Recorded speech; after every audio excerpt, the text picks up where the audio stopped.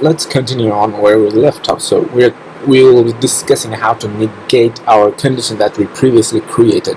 So we created this condition. Now this condition needs to be evaluated to be true, a boolean true, as we have referred earlier. Now this condition needs to be changed into a negative condition so that this evaluates to something false. So when it evaluates to something false, then and only then this block of code will get executed. Now when we want to use this negation operator, it can be used in three different ways. So the first way we'll be looking at how to use an inequality operator and what we call as a non-identity operator. Now this inequality operator takes the form of an exclamation mark and an equals to sign. So this tells us, actually tells the compiler that if the value stored inside this visitor variable is not equals to 21, then and only then execute this block of code.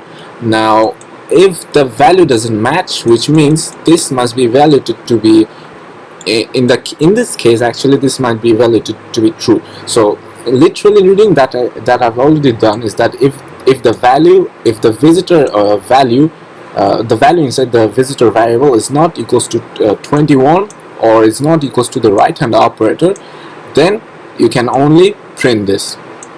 Now in this case this does not imply, which means that when we use this inequality operator, it's still in the position of using this equality, using the functionality that we have seen when we used the equality operator. Now the equality operator, what it did, it took this value, it replaced this variable name or the variable identifier with this value of a string in which we place this numeric value of 21. It converted this primitive string type to a numeric type. So when it converted this string type to a numeric type, it had seen that both the values, the left hand operand and the right hand operand, are equal. So because this condition was true, it produced the value of it actually executed this block of code. Now in this case we need to change this a little bit. So let's see how. Let's actually use another number like 30. So let's save this and let's open the HTML page. So now this alert box is executed. This alert box has popped up on our browser. So what actually happens behind the scene is that because this numeric value of 30 is not equals to the numeric value of 21, then the condition evaluated to be true, and then and only then if this condition is true, which is actually in real life, if this condition is true, then execute this block of code, which we have seen that the browser has executed. Now what happened behind the scene is that first the compiler took the literal value, the string literal, and placed it before, or replaced this variable name with this string literal.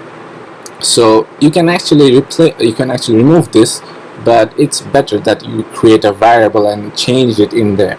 Now when it had seen that it's a string literal and the right hand operand is actually a numeric value, then it changed this string primitive type into a numeric type. Now it's also going to see that are both of these values the same thing, but when it looks at the value, this 21 is not equals to the value of 30.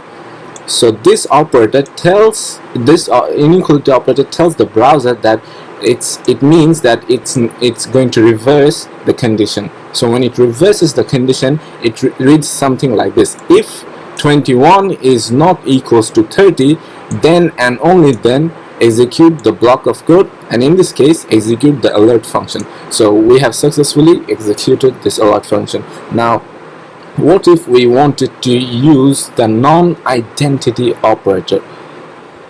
Now the non-identity operator is also quite similar, but it also inherits the functionality from the identity operator that we have seen earlier. So it's going to check the value along with the primitive data type, but it's not going to convert, or in JavaScript language we call it coercion.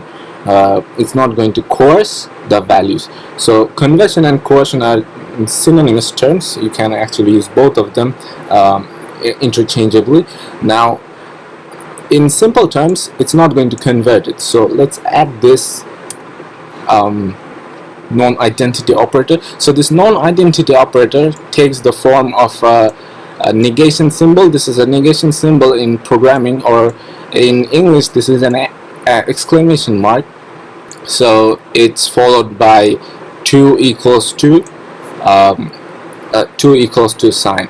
Now previously we had seen that the inequality operator takes the form of a negation operator and 1 equals to sign. Now the identity operator will take 2 equals to sign, so you must remember that very carefully. Now when we use this term, use the visitor a variable, and let's save this.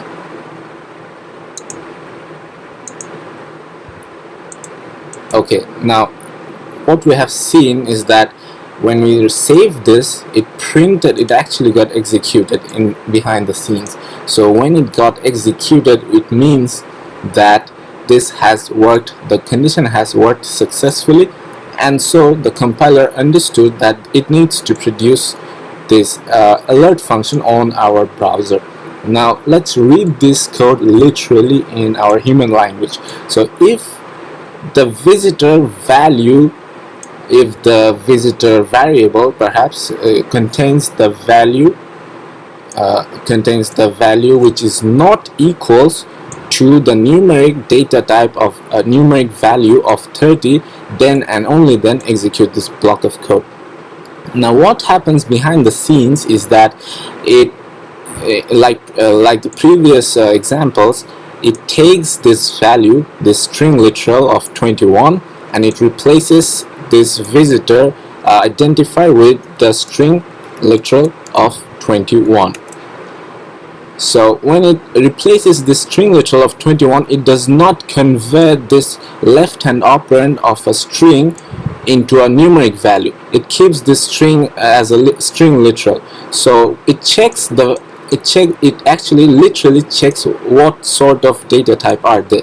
So without conversion or coercion, it checks the data type, so the data type does not match. So it stops there and it produces the alert function on the browser. So it does not actually need to go further and check the value, because the first thing that it's checking, which is the data type, this data type does not match with both the operands. So this is what we have learned about the identity, the non-identity, the equality, and the inequality operator. So the next thing that we are going to look at is the greater than, less than, greater than equals to, and less than equals to operator. So this we are also going to look at how they work according to the precedence. Now you don't need to worry about the precedence right now, because we're not going to create any sort of complex conditions, but when we use logical operators, we're going to create complex conditions, and we're going to look at how they work. Now let's look at an example of how we can use the greater than operator. Now the greater than operator takes the symbol as like this. So this is the greater than symbol that we generally use in our mathematics, in our arithmetic classes. So in this case, this is the greater than symbol. Now let's change the value inside the visitor. Let's put something like 12, and let us check what happens inside our browser. So let's save this, and Let's open up the HTML page. Now what happens in here is that this HTML page just prints out the body in here. This is printing, and this script gets actually executed before printing out this body, but when it looks at the script, it sees that this condition turns to be false, which means this numeric value gets replaced by this variable identifier or variable name, and when it gets replaced, it occurs something like this behind the scenes. It's not actually happening in front, but the compiler is doing it for us. So when the compiler looks at the value, it checks that the value 12 is not greater than 30, but we have actually replaced this sign of greater than after the 12. So when it sees that this entire condition is false, it skips this block of code in here. So this block of code, this alert function does not get executed. So what happens if we use a less than symbol in here? Let's change this and let's save this. So now we get this alert function executed on our browser, on our Chrome. So I'm using the latest version of Chrome, so if you haven't downloaded it, please go on and download. It's free to download and it's easy to use, and you need to always get the updated versions of all your browsers. So try to download Mozilla, try to keep Chrome and your Safari open. In that case, you can actually test all of them, and you can also test their CSS properties, because all these browsers implement some JavaScript functions and CSS functionalities in different ways. So we'll be talking more about that later. We'll be talking about that when we discuss about the DOM, or the document object model, in JavaScript. So this alert function gets executed. So what happens behind the scene is that, like before, this visitor identifier is replaced with the value of 12, and the compiler sees that the compiler actually looks at the symbol, at the comparison operator, so it sees that this is a less than symbol. So this then goes on and checks both of these operands, or both of these numeric values. So you have noticed by now that these comparison operators are actually binary operators.